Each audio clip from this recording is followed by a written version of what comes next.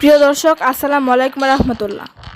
আশুলিয়া গাড়ি থামিয়ে ডাকাতি করার সময় অস্ত্রসহ হাতে নাতে এক ডাকাত গ্রেপ্তার। প্রতিবেদনে সুমন ব্যাপারী।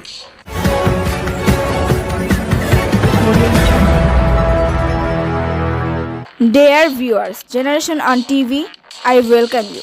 আশুলিয়া বাজার ক্যাম্পের এসআই মাহবুবুল্লাহ সরকার ও সংঘ ও ফোর্স এএসআই মতিউর রহমানের নেতৃত্বে মির্জা রুবেল নামের এক ডাকাত দলের সর্দারকে ডাকাতি করার সময় অস্ত্রসহ হাতে নাতে গ্রেপ্তার করেন।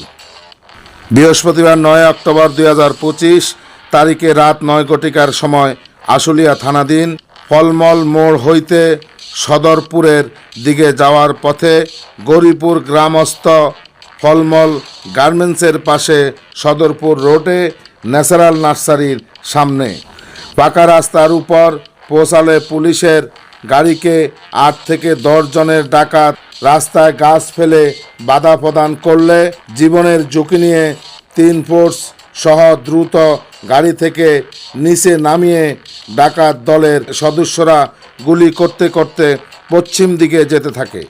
পরে সঙ্ঘীয় ফোর্সের সহায়তায় ঘটনার স্থলের ডাকাত দলের এক সদস্যকে গ্রেপ্তার করতে সক্ষম হয়।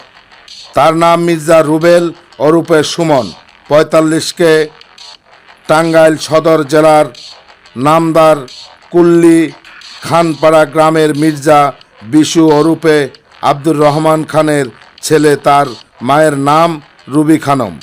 তাকে তল্লাশিকালে এই সচল রিভলভার উদ্ধার করা হয়।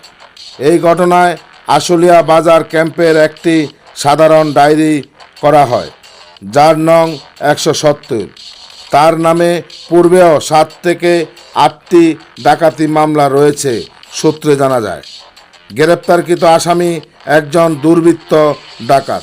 আসামিকে জিজ্ঞাসাবাদ করা হলে নাম ঠিকানা প্রকাশ করে এবং আসামি সহ অজ্ঞাতনামা আসামিরা একত্রিত হইয়া এলাকায় ডাকাতির প্রস্তুতি গ্রহণ করতেছিল বলে এই মর্মে স্বীকারোক্তি করেন। তার সহযোগী অজ্ঞাতনামা আসামিদের নাম ঠিকানা সম্পর্কে জিজ্ঞাসাবাদের সুনির্দিষ্ট কোনো তথ্য প্রদান করেনি।